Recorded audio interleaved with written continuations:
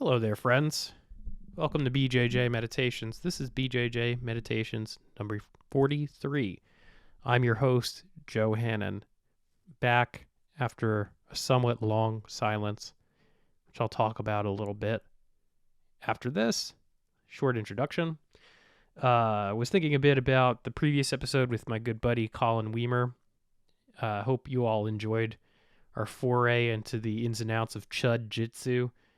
We're bringing the term back. Colin, despite what he may think about himself or say about himself, is a very thoughtful guy, as you all could tell. And I hope you got something out of that. Seemed to get a very positive response from that episode. I think that Colin's mission of normalizing anxiety and fear and outcome orientation around competition is a mission that aligns well with the BJJ Meditations mindset here. We're all about encouraging people to take themselves on in the arena of competitive jiu-jitsu. We're in the arena of just jiu-jitsu day in, day out. We're all taking ourselves on the mat. Otherwise, we're not growing.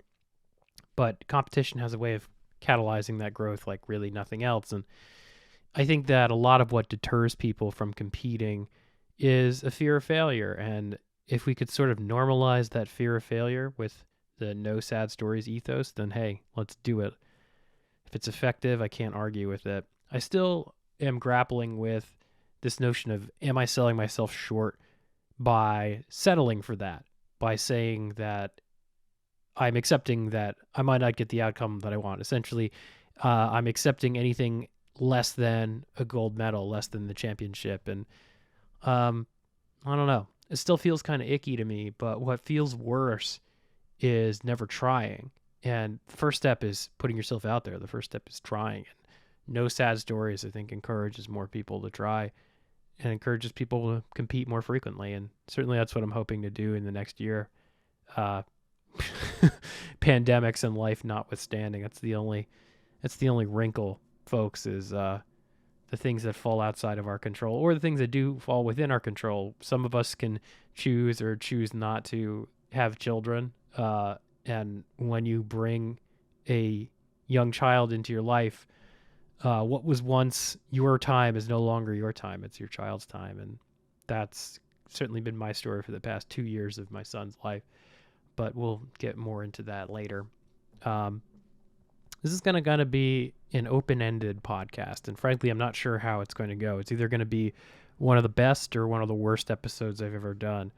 I have a feeling it will be positive just because it seems like you all respond more to these look under the hood episodes. And they're the ones that make me feel the most afraid and vulnerable. Like the one I did about hunting, for example.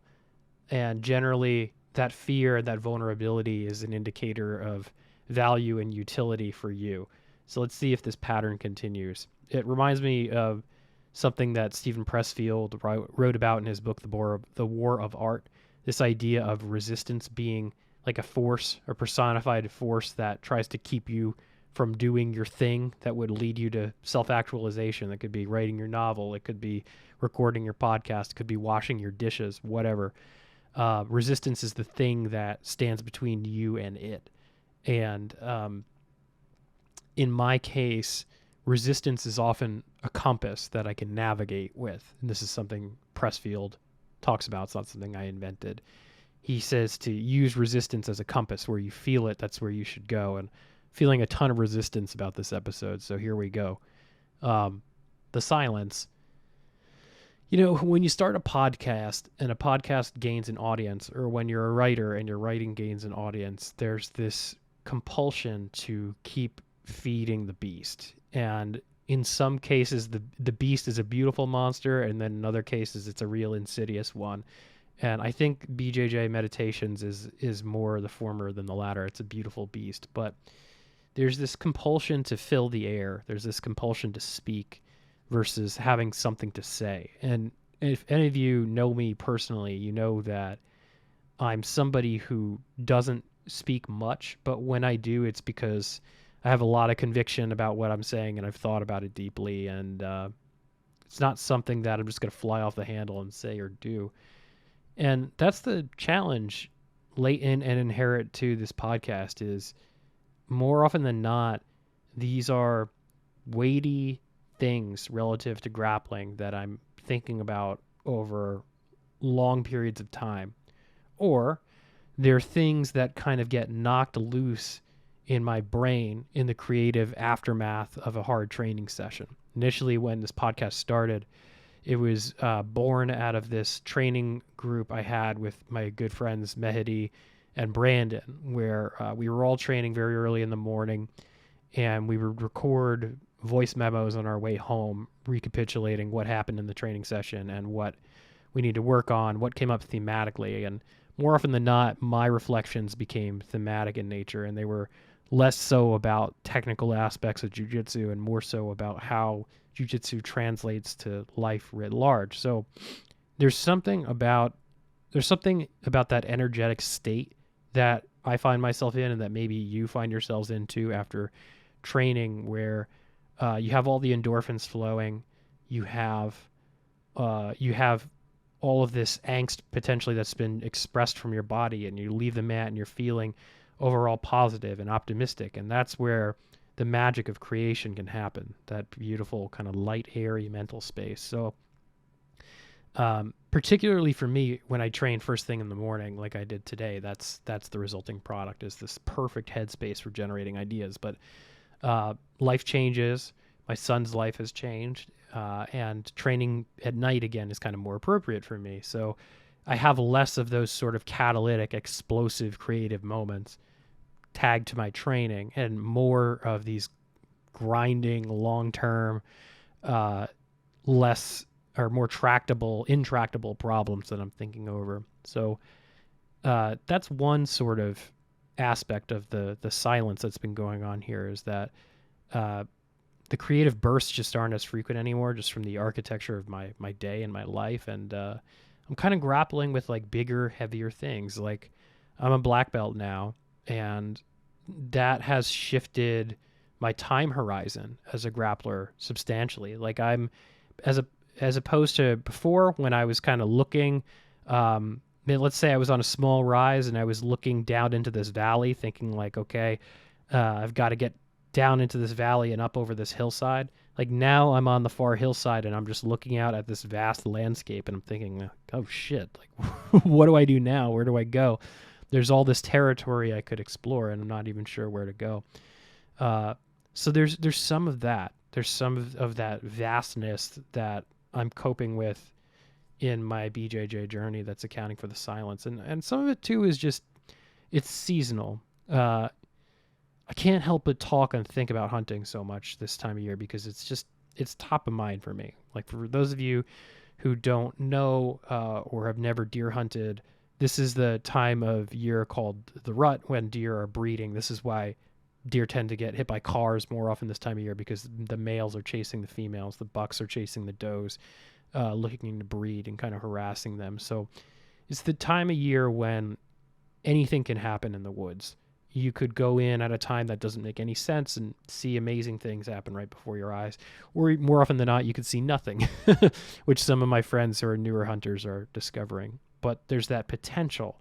It's like that same extreme optimism you feel after training, or that same extreme optimism you feel on opening day of baseball if you're a Mets fan, which is quickly quashed a few games later. It's there. So that's very much absorbing my attention, my thoughts. I say, I'm always thinking about the deer. Do they even think about me? And they probably don't. But I think that so much of the silence is that historically this has been a time of year for listening for me. And I mean that literally. There's something about being in your formative years, like being between the ages of 10 and 18, and having to sit in silence in a tree, holding still for upward of 8 hours in a day. Sometimes you're cold. Most of the time you're bored. Most of the time you're miserable. And much of this time was spent pre-smartphone, pre-cell phone. So quite literally just me and my thoughts in a tree. Your thoughts go to really strange places. They also go to really beautiful places. try, if you ever have the opportunity of just climbing a tree and contemplating the nature of the tree you're in or the trees that are around you. And I imagine in the right sort of chemical setting, you could have some really beautiful experiences or some really terrifying experiences with that sort of contemplation. But I didn't realize this until college, probably, when I got into Zen meditation. There was a professor at my school at the College of New Jersey by the name of Jess Rowe, who is an accomplished novelist, and he led a weekly Zazen meditation session, and that was my first introduction to it. And I realized, like, oh, this is just like deer hunting. Deer hunting was my meditation. You're just sitting there alone with your thoughts, and your mind wanders, and maybe you bring it back to something else, or maybe you don't, and your back hurts and your ass hurts. This is meditation. But it was a muscle that I trained, and that muscle kind of activates seasonally when the leaves start to come down and November settles in. And I shift into this more like listening, receptive mindset. And so that's, for me, the man in the woods and also the man on the mat. I'm definitely in more of a receptive stage of my jiu-jitsu. I'm much more interested in feeling and listening to like what my opponents are doing or what the students in the school are doing than in actively trying to make something happen. It's a real departure from where I was gearing up for World Master, or prior to that, gearing up for the local comp I did. It's a complete 180. And I think the receptivity in jiu-jitsu is something that gets overlooked, especially as younger grapplers, lower belts. We look at martial arts in general, we look at jiu-jitsu in general, and we see it as more of like a domineering style of martial art where you're trying to pin somebody, right? Or submit somebody. And certainly if you're a bigger, stronger person, you could take that approach and have some success. I've certainly seen that work for some people, but I think the real juice of BJJ is actually in its receptivity. It's learning how to work with what your partner is giving you. It's learning how to read and to feel. And to me, that's kind of the mark of an upper belt, is they know how to receive what is being provided to them. They can work with anything that they're giving you, or that you are giving them, rather. And at the same time, they can invert it, and they can play in that state of flux. But yeah, I'm really kind of embodying that dynamic hard at the moment. Hard receptivity. It's interesting to unpack. That and this compulsion to speak versus having something to say. So that's why I've been quiet. I've also been thinking a lot about the nature of responsibility, both inside of jiu-jitsu and outside of jiu-jitsu. I'll start inside of jiu-jitsu first. Like in the spring, I became a partner at Princeton Brazilian Jiu-Jitsu, and I guess I knew intellectually what becoming a part owner of the school would mean, but I didn't know, and I don't know if there was a way I could know how that would feel. And I guess the simplest way to explain it is that you can't just show up and train anymore when you're a partner, when it's your business. You are constantly responsible, and you feel the weight of that responsibility, and you feel the weight of your students and their thirst for growth, their drive to become more. And you want to provide that to them. You want to be scaffolding that they could sort of build their own skyscraper, build their way to black belt. You want to be their scaffolding for their black belt. And you also want to be self-aware enough to know when you can't be their scaffolding, when actually someone else is a better fit, or maybe even a different school is a better fit. You need to be able to like be willing to let people go when they're ready to go. And that's something that I think only experience prepares you for. And it's a lesson that I'm learning every single day. And it's a responsibility that I chose willingly, and I do not regret one iota. But it is still something that I'm sitting with and paying attention to and trying to be receptive to rather than just trying to impose my will. That's the big failing I've made in the past as a leader. Like for a few years, 7 years, I worked at the Star Ledger and NJ Advanced Media, which are which is the biggest media organization, or at least it was when I was there in the state of New Jersey. And my biggest failing as a leader, in addition to just kind of being like a cold and reticent jerk off from time to time, was to kind of lead by abdication, to just say like, okay, you're responsible for this, and I'm not going to pay attention to it anymore.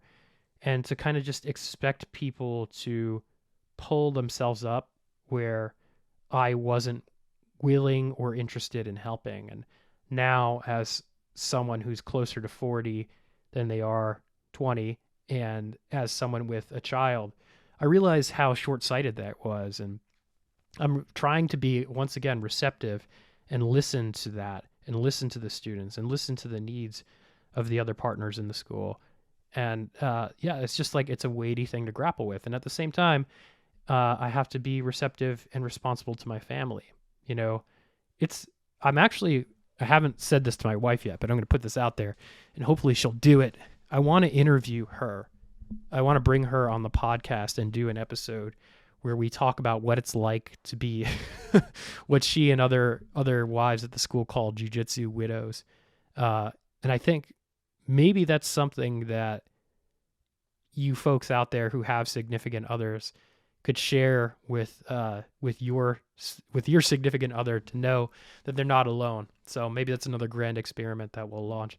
But it's funny. I the other night we were having a conversation, and we just were kind of meandering into what our schedules look like for the duration of the week. And I mentioned when the school would be closed. It's going to be Thanksgiving this week. I mentioned when the school would be closed, and I mentioned that I'd be hosting an open mat on Friday. And that was a real point of friction for us. And I said to her, well, it's only an hour. And she said, well, actually it's 2 hours plus an hour for you to wash your gear and shower and all that once you get back and eat. And, that all said and done equates to like roughly 3 hours that I won't be with my family on the day after Thanksgiving. And there's a weight to that. And there's a feeling of frustration and guilt on my part that I'm essentially sacrificing them to support the family that is the school. So there's a constant give and take that accounts for some of that silence too. I'm just constantly thinking about like, what's right here? How do I do right by my family? How do I do right by the school? And how do I do right by you folks, the listeners of this podcast? I also feel like I owe you something, because you've given me your attention for some reason. And I owe you something. What it is, I'm not quite sure. Support, familiarity, understanding, guidance. God, I hope not. Maybe it's just feeling understood. Maybe it's just feeling recognized, seen. I got this beautiful note a few weeks back from one of the students at the school, Rick, about everything he's gotten from the podcast. And I read it several times, and I just didn't know what to say in response, because it was just so vast, again, vastness in its scope. And also just, I had this overwhelming feeling of recognition. Like, yeah, Rick, I know exactly what you're talking about. We come from different walks of life, but we're on the same path, and we recognize each other. We're like two strangers passing each other in the dark, and we kind of just nod at each other knowingly. Yeah, we're both carrying all this heavy shit, and we're both doing the same ridiculous thing, Brazilian Jiu-Jitsu, but we understand. And I feel like I owe something to you all, you fellow travelers of the mat, you fellow walkers of the path. We're in this together. And some of the silence was kind of wrapping my head around that. But ultimately, I've made a few decisions. The first really wasn't much of a decision. It's kind of just how I operate, and it's choosing to love. It's choosing to love the family. It's choosing to love the school, And it's choosing to love the listeners and supporters of this podcast. And this is something I wrote about on Substack a while ago. I think it was after my grandmother died. And I wrote about the inseparability of love and pain. Because if you truly love something, if you're truly that vulnerable and exposed to it, it's going to hurt you at some point because your defenses are down. And that's certainly been my relationship to, romantic love. It's certainly been my relationship to the love of this podcast and the love of jiu-jitsu in general. But hey, I'm all in. And love is a decision to be all in and to expose yourself to all that. I'm also making a choice to nurture, and that's to nurture my family, nurture the school, nurture the podcast, nurture my business. And that takes time, that takes effort. And it also just takes some acceptance of human frailty. I'm going to fuck up. I'm going to fuck up royally in all of these domains, and that's okay. And I guess the final choice that I'm making is I'm choosing to engage. And there are times when I just don't feel like engaging. And those episodes of the podcast, I hope you can never sense when they're there, but they're going to be there, and they might be short and they might not be as profound as the rest. But I think that what I owe to you is just that, like that experience I described with Rick and his note. I just want you to know that we're on the path together. We might be strangers passing each other in the dark, but like I'm still going to share that knowing nod with you, knowing that we're on the path together. So thank you. Thank you for listening. Thank you for sticking around through the silence. As always, the new website is bjjmeditations.com. If you want to work with me in an in-person or online coaching session, that's the best way to support me. This is kind of like all the things that I've learned working with Emily Kwok, working with Josh Wade Skin from a peak performance coaching standpoint. We can put all of that into play. We can essentially use Brazilian Jiu-Jitsu as a means of training thematically to improve your career, improve your personal life, whatever you want, really improve everything. There's no distinction between these two things. So you can do that there, or you can make a donation. My Venmo is there if you want to send a few bucks my way. That kind of just helps offset some of the production costs of this podcast because it does cost a little bit of money. Website, you can also read the essays that underpin some of these episodes, and you can sign up for the mailing list. Please check out The Highest Levels. It's a podcast on BJJ Mental Models Premium that I'm doing with Emily Kwok. The last episode was with Junie Ocasio, who is one of our sort of beloved instructors and training partners. Emily had a brilliant interview with Junie, so go check that out. And other than that, you want to support, like, subscribe, review, and share this podcast wherever you listen to podcasts. You can follow on Instagram, BJJ_meditations, or you can read me on Substack. I promise more Substack content coming in the new year. johannon.substack.com. Finally, come train at Princeton Brazilian Jiu-Jitsu. I love it when guests come. You're more than welcome to come. We don't care about academy affiliations. We don't care about what color your gi is. Just come and train. As long as you're not stinky and your gi is clean, we're more than willing to have you. And if any of you are on the fence about training jiu-jitsu at Princeton Brazilian Jiu-Jitsu, we're going to be launching a challenge initiative in the new year. It's called the 47 Challenge.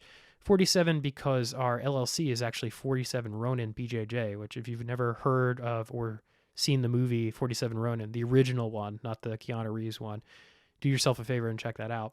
But it's you get for $70, you get 4 classes and a free gi. And at the end of that, if you complete the challenge successfully, we take $70 off your first month's membership. So come check us out. You can sign up for that. We also offer 2 free trial classes for anyone. Come train with us. And thank you once again for listening, folks. We'll be in touch again real soon. I promise, less silence.